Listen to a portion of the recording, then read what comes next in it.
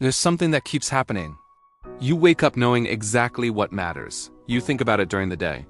You even feel a quiet pressure to begin, but when the moment comes, your body doesn't move. No panic, no dramatic failure. Just a pause that stretches longer than it should. And the label you give yourself is simple. I'm procrastinating. That word sounds reasonable. It's also misleading. Calling it procrastination gives you closure. It turns a complex internal process into a single character flaw. And once it's a flaw, you assume the solution is effort. More discipline, more pressure, more self-control. But if effort worked, you wouldn't still be here. If starting were about time, you would start when you had more of it. If starting were about priority, you would start when it mattered enough. If starting were about discipline, you would start when you felt strict. Yet none of this guarantee movement. Because starting isn't a scheduling issue, it's a nervous system event. In the seconds before action, your brain runs a silent evaluation, not logical, not conscious. It asks, is this predictable? Is this manageable? Is this likely to end well? If the answer is unclear, your brain applies the brakes. Not loudly, subtly. Most people know fight or flight. Few understand freeze.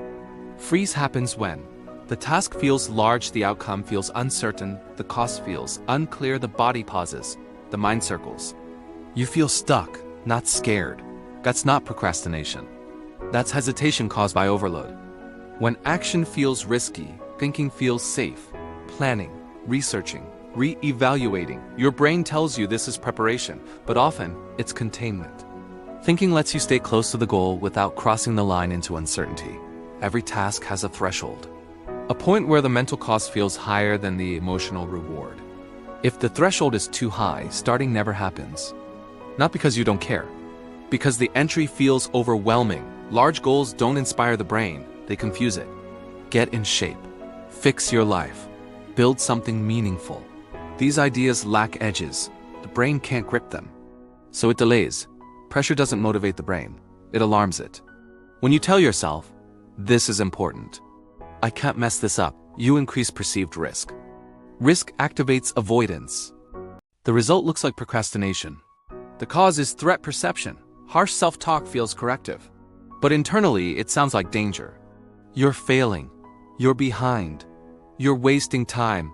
Your brain hears urgency, not guidance. So it protects, and protection looks like delay. Starting happens when one thing changes. The task becomes clear enough to feel safe. Not easy, safe. Clarity lowers threat. Threat reduction enables movement. Movement begins with actions so small they don't trigger evaluation. Not work on the project, but open the file. Fix everything, but read the first paragraph. These actions bypass resistance because they don't demand commitment. Once you begin, the brain updates its assessment. This isn't as dangerous as expected. That's when momentum appears. Not because motivation increased, because fear decreased. If starting requires setup, your brain stalls. If starting is frictionless, action begins before doubt forms. Environment either delays or accelerates movement. Motivation is optional. You don't become someone who starts by believing it. You become that person by beginning in small, repeatable ways. Action reshapes self-image, not the other way around. You weren't avoiding work. You were avoiding uncertainty. You weren't lazy. You were overwhelmed at the entry point. And once that's understood, the problem becomes solvable. You don't need to fix your discipline. You don't need to defeat procrastination. You need to design beginnings that your brain doesn't resist. Starting isn't about willpower. It's about making the first step feel safe. If this helped you understand why starting feels hard, like the video. Subscribe to the Mental Blueprint for psychology-based insights on focus, discipline, and progress. And if this described your experience, leave a comment. Thank you for watching.